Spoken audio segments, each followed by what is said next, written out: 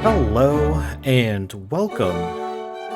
This is Dan, and you are joining me for Ambition, a Minuet in Power. I apologize if I pronounced that word wrong. I am not French. I do not speak French, but this game that we're going into is maybe, I don't know if it is French, but it is certainly taking place in France or during a French Revolution. I am just coming off of The Longest Journey, which is an adventure game, and I decided that I would take a bit of a break on the brain teaser stuff and get into a visual novel, which I'm told that this is, and we are going to go and experience a story, and one in which I think there's going to be a lot of intrigue and most likely a lot of beheadings, given that it takes place during the French Revolution.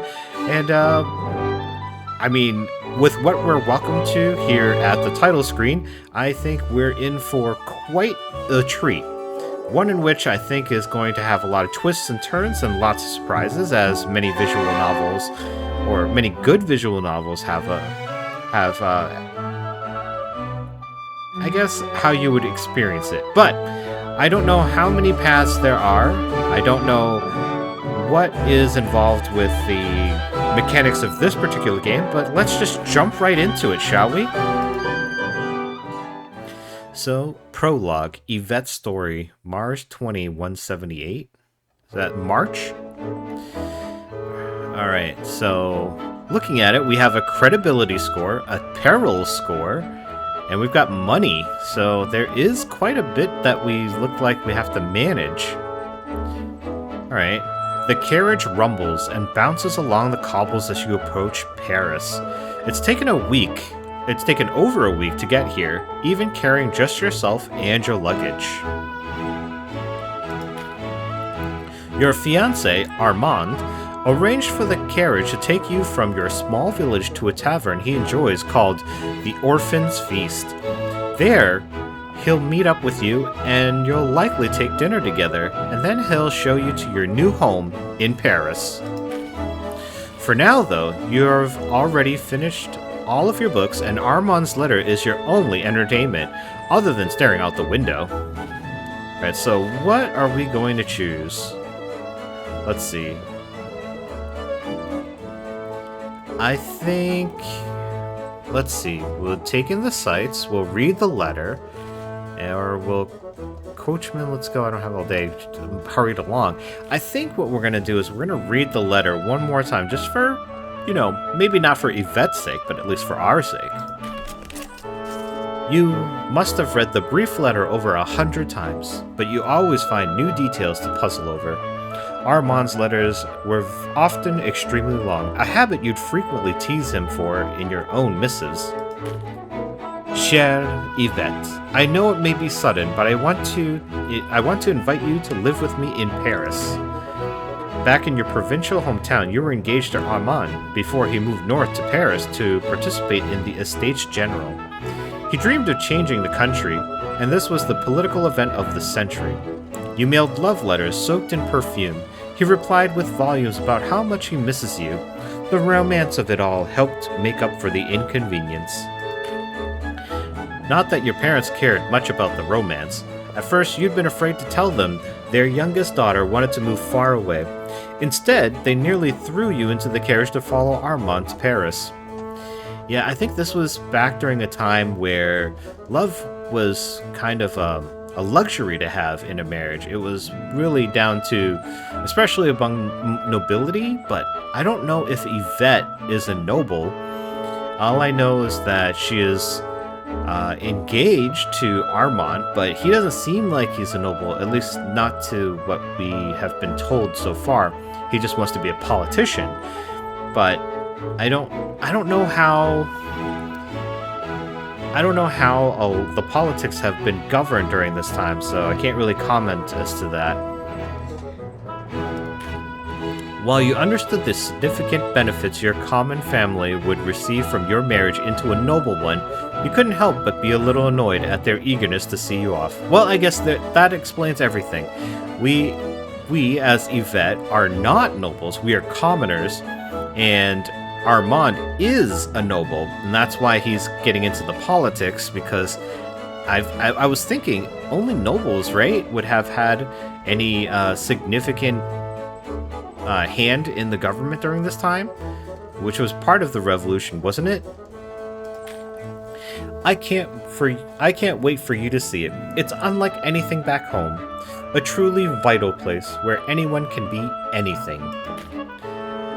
Je t'embrasse, Armand. I'm not sure what that is. I think it's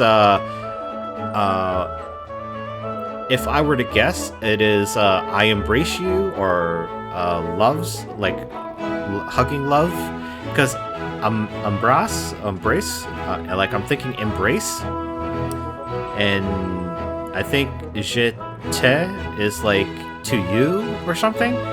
Guys, I don't know how many times I'm going to apologize, but I do not speak French.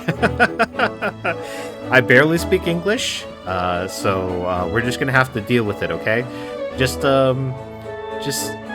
attribute it to typical American, you know?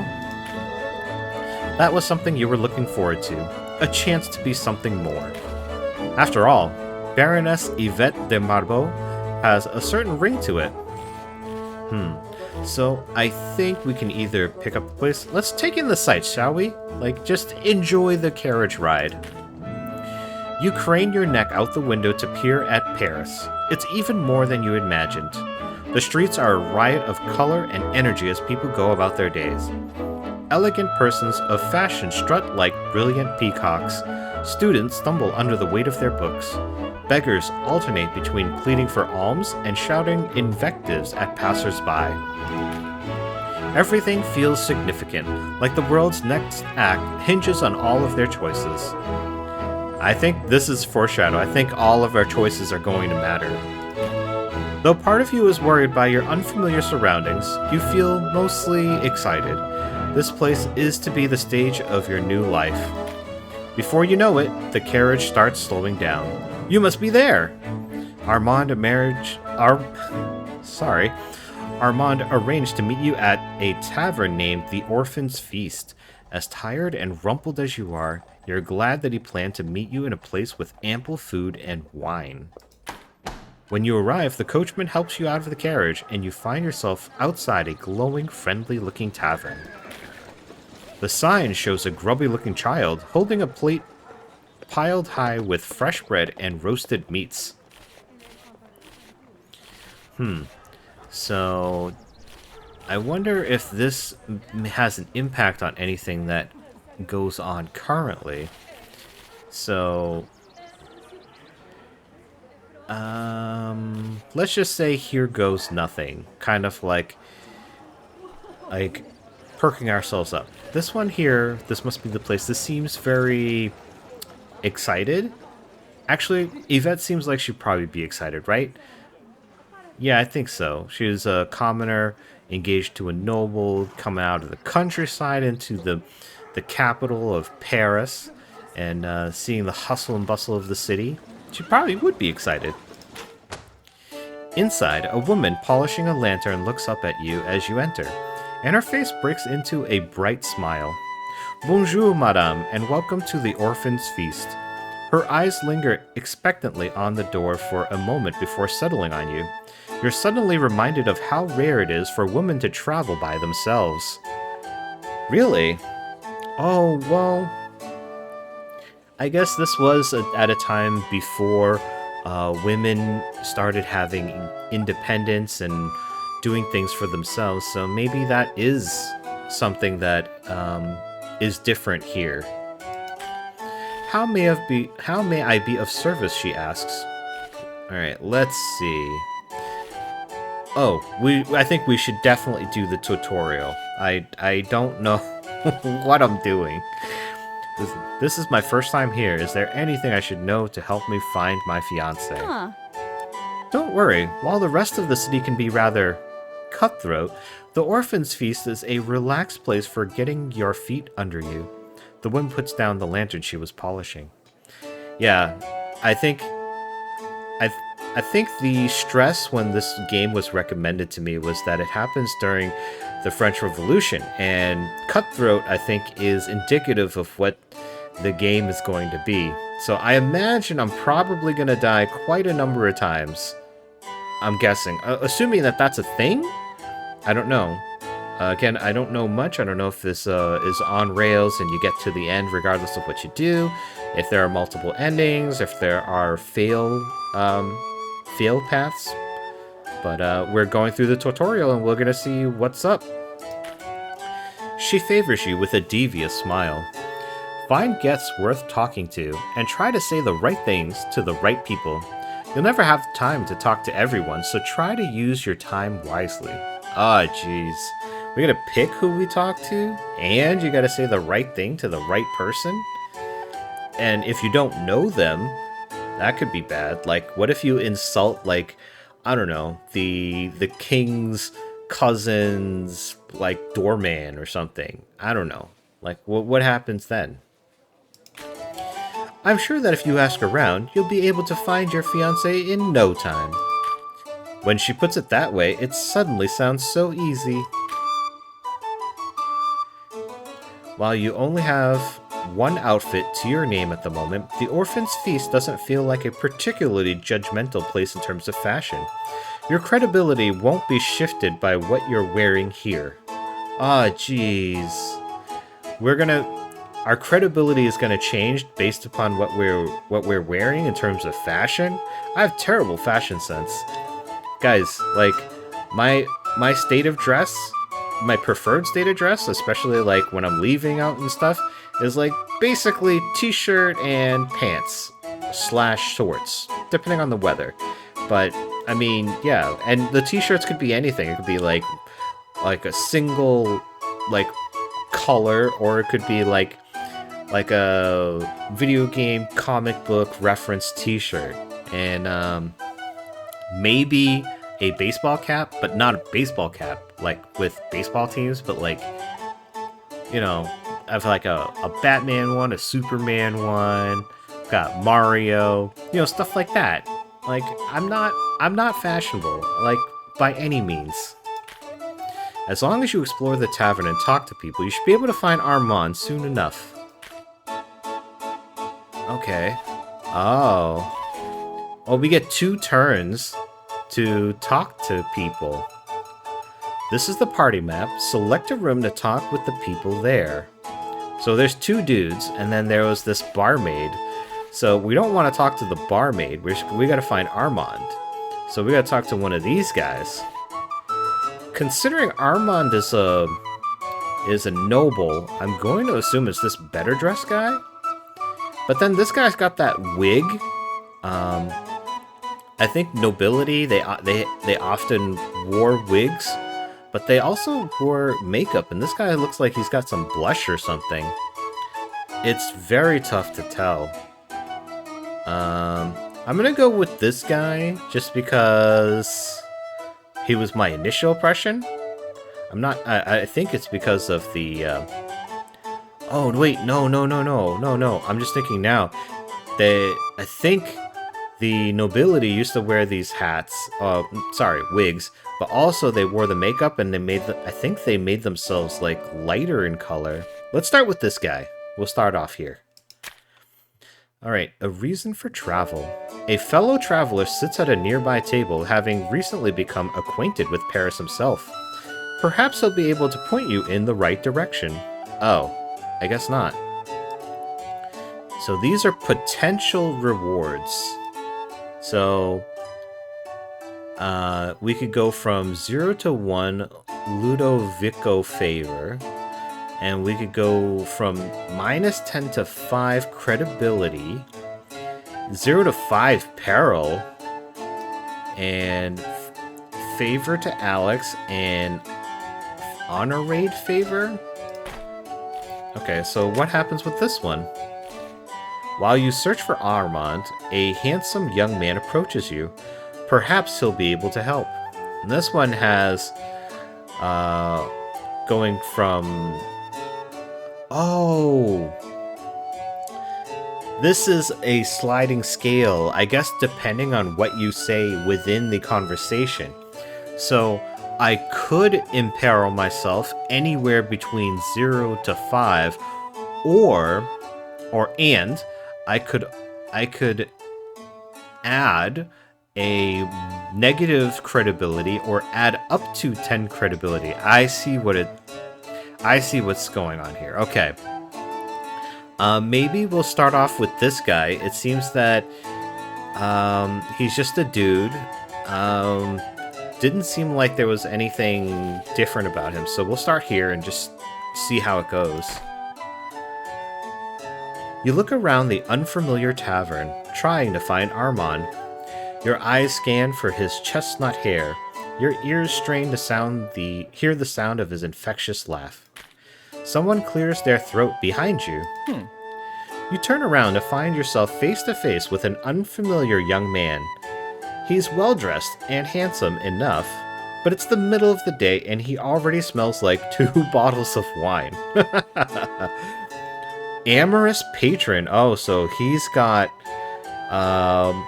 let's say he's got a crush on Yvette, it seems. Pardonnez-moi, madame, but I can never ignore the sight of a woman in need, and you appear to be lost. May I escort you? His smile is broad and cocky. Huh. Oh, so this choice requires an easy credibility challenge, and this choice will increase your peril by a small amount. So you can outright refuse him, but then you increase your peril. And this one could increase your credibility, and this one, I guess, does nothing. But it's a credibility challenge, so that there must be something involved with this. So we'll just go with this one, I think. I don't want to add credibility by a small amount regardless. Oh, that is something I offered to help you do. The man grimaces and begrudgingly holds out his arm. You take it happily as he conducts you about the tavern, visiting all the places that you suspect Armand might be. A few of the patrons smirk at your clever ploy. Yeah, he thought he was gonna get some, but then you said, oh, help me find my fiancé, and he's like, oh, fiancé, well, isn't that great? But he's already offered, so he can't take it back now without ruining his own credibility in the process. You've gained a little credibility. You've gained some credibility. The more credibility you have, the easier it is for you to deceive someone during a credibility check. Interesting. So there's going to be places and times where we're going to have to lie to people? Dude, I hate lying. I so hate lying. Not because I'm against lying, it's just lying, doing lying right is just so difficult, just because you have to remember stuff, you know? However, after a few minutes searching the tavern, it starts to become clear that Armand is nowhere to be found. Madame, I believe this is where we part ways, your newfound guide says, gently pulling away from you. Yeah, let's just let him go. Oui, I think it is. With a wave that is barely as polite as decorum requires, he departs to seek the affection of a different young woman. Yeah, because he was... When they say amorous, I'm thinking more so that he was horny. Alright, so... Oh, there's 2 people with a conversation here. You have a limited amount of turns to talk to each party. Really? Conversing in a room always costs 1 turn, so choose wisely. So this other guy, I guess, is gone now, and now it's this conversation. So these 2 look like they might be, maybe not nobles, but definitely higher up in society. A country woman. Now that you're more acclimated to the guests and travelers of the Orphan's Feast, you should be able to find someone that can lead you to Armand. After hours of questioning and searching, it's late in the evening, and you've still yet to find Armand. You're not even sure why, but you feel exhausted. Who knew talking to people was such hard work? Now that you've warmed up, this may be your chance to finally find out where Armand is.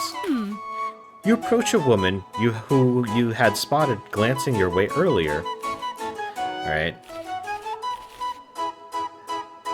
So, looking at her, I don't know which one we should go with.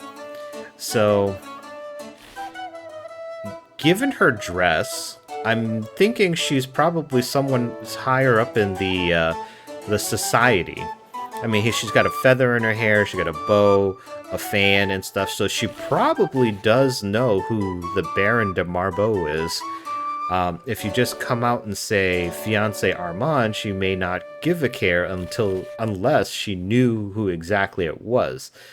Nor would she probably care particularly about who Yvette is, because she's just some countrywoman who came in and she only has one dress to her name.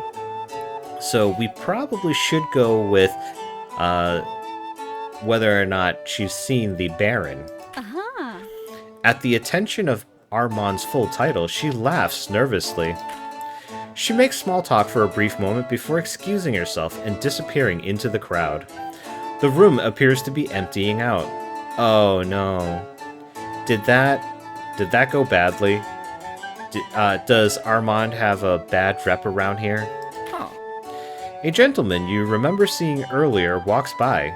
He might prove a little more useful.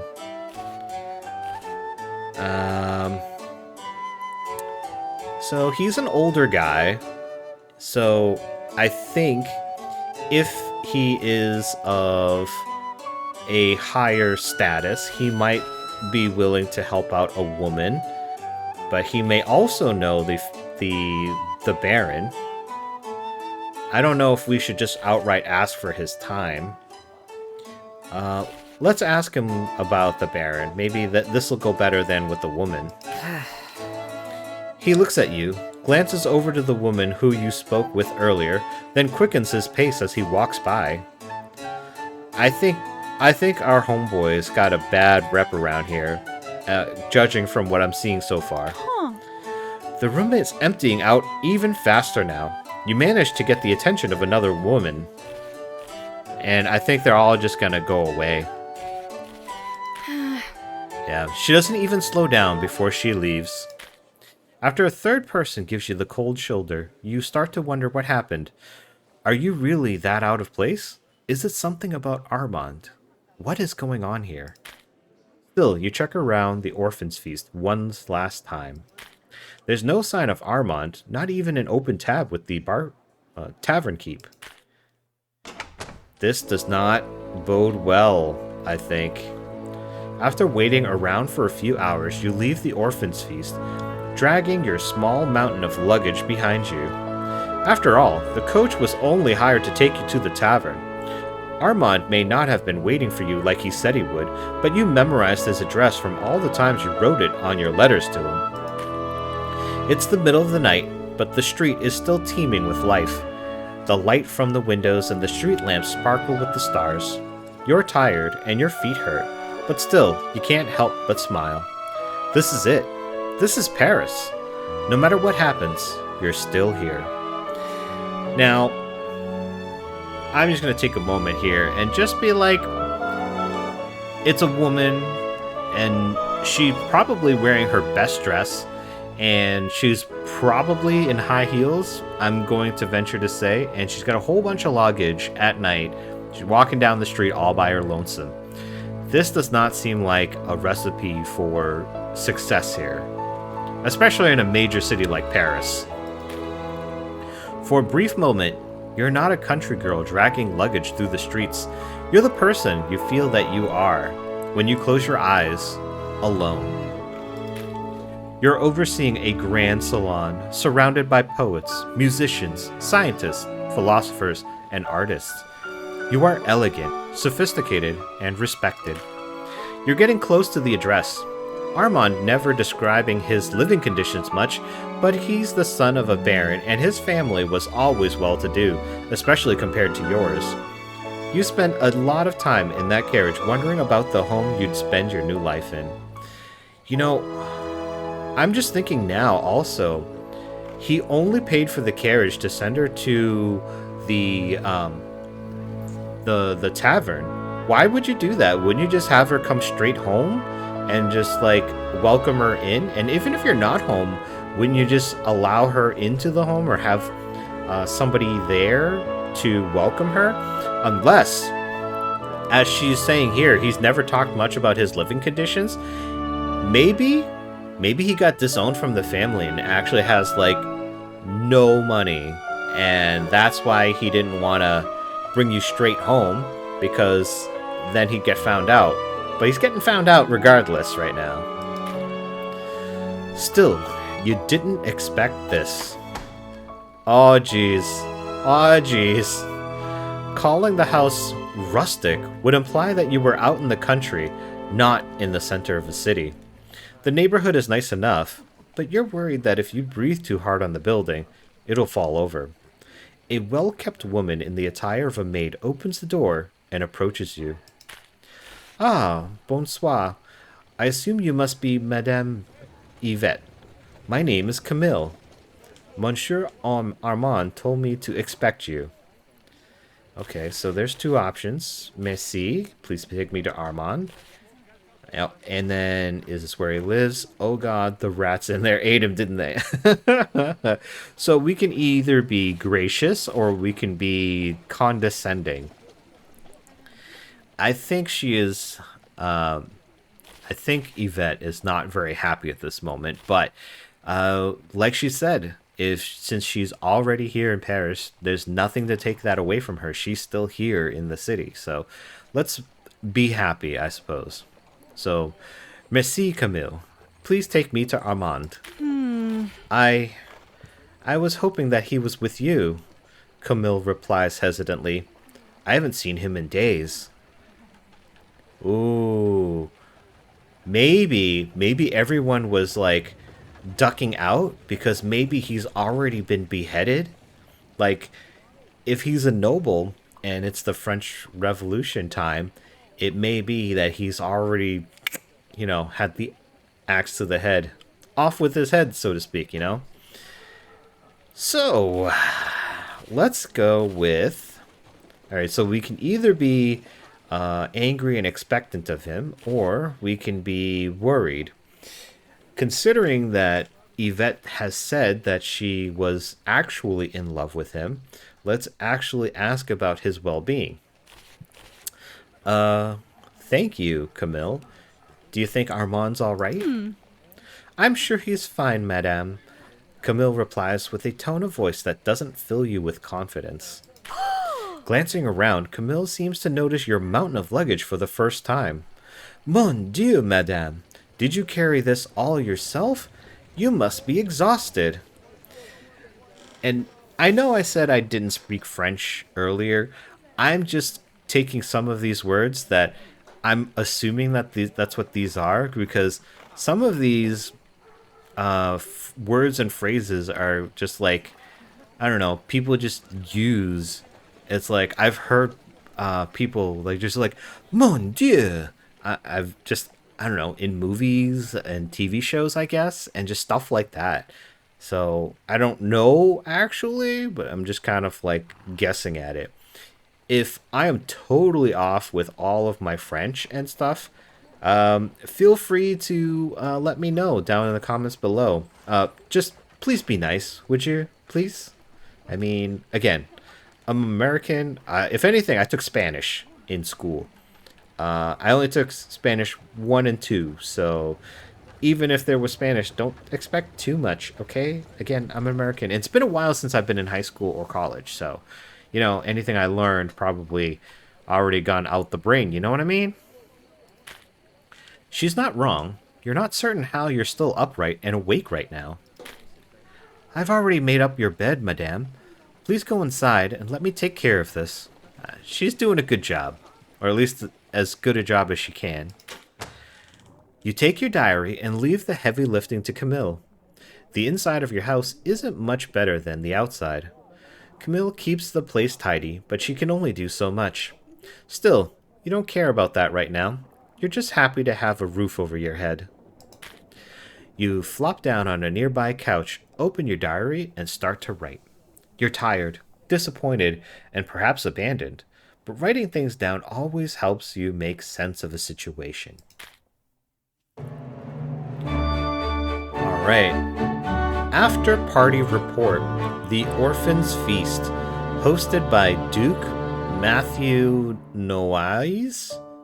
Novelty lost, 0. Rewards 5 credibility. Oh. Mars, I think that's March? Alright, so I think we're gonna stop here. I know that we haven't done through much. That was pretty much just the intro, but I think we're gonna stop here just because I don't know where to save, how often to save, whether or not like a lot of these choices are gonna make a big difference in the end. But I think if we save at least in between each chapter, and then start a new video each chapter, I think that'll help keep things flowing, but also it'll keep things like contained, you know what I mean? So like if I wanted to go back to a certain chapter, I will do that. Actually, let me take a look real quick at the saving system. Oh, so it just one single save.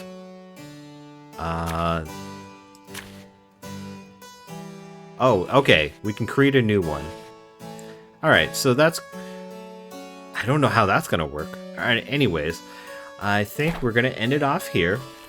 I don't know what you guys are thinking, but it's... So far, the game is quirky. But I do like it. And you know, another reason I think I want to keep a video roughly around this time length, maybe about half an hour, is I'm reading everything. It's not voiced. So I'm going to lose my voice if I keep going for too long. And I need to get a drink. Already my mouth's getting kind of dry. But I hope you guys have enjoyed. If you have enjoyed, please, please, please, I beg of you to give me a thumbs up on the video. It lets me know that you're enjoying the video and that I should continue making more of these. Also, if you would comment on the video instead or in addition to, that would be great too.